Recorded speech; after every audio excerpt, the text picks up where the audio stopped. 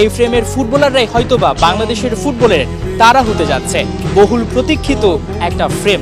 বিশ্বের বিভিন্ন দেশ থেকে ছুটে এসেছেন প্রায় 43 জন প্রবাসী ফুটবলার। অনেকে এখনো পথে রয়েছেন। বুঝিয়ে দেওয়া হয়েছে ট্রায়ালটা কিভাবে হবে, কোন প্রসেসে হবে, সবকিছু। বাফুফের সহসভাপতি ফাহাদ করিম বলছেন, এটা কোনো বাছাই প্রক্রিয়া নয়, এটা তাদেরকে একটা মূল্যায়ন করা হবে। তারা নিজেদের খরচে, নিজেদের উদ্যোগে ট্রায়ালে অংশ নিতে এসেছেন। তাদের কাউকে যে বাদ দেওয়া হবে বিষয়টা কিন্তু তা নয়। তাদের প্রত্যেকের নামের পাশে একটা মূল্যায়ন করা হবে এবং যে কোনো সময়, যে কোনো প্রয়োজনে তাদেরকে ডাকা হতে পারে। একটা সময় যখন বাংলাদেশের ফুটবল ম্যাচ হতো, জাতীয় স্টেডিয়ামের গ্যালারি থাকতো ফাঁকা।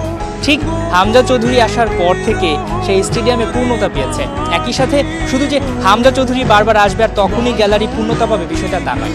ভবিষ্যতে তারকা তৈরি করতে, ভবিষ্যতের পাইপলাইন তৈরি করতে এই প্রবাসী ফুটবলাররা বেশ গুরুত্বপূর্ণ। আজকে তারা মাঠের একটা নতুন আবহ তৈরি করেছে। একটা সময় হয়তোবা ঠিক এই জাতীয় স্টেডিয়ামে সব সময় যখনই বাংলাদেশ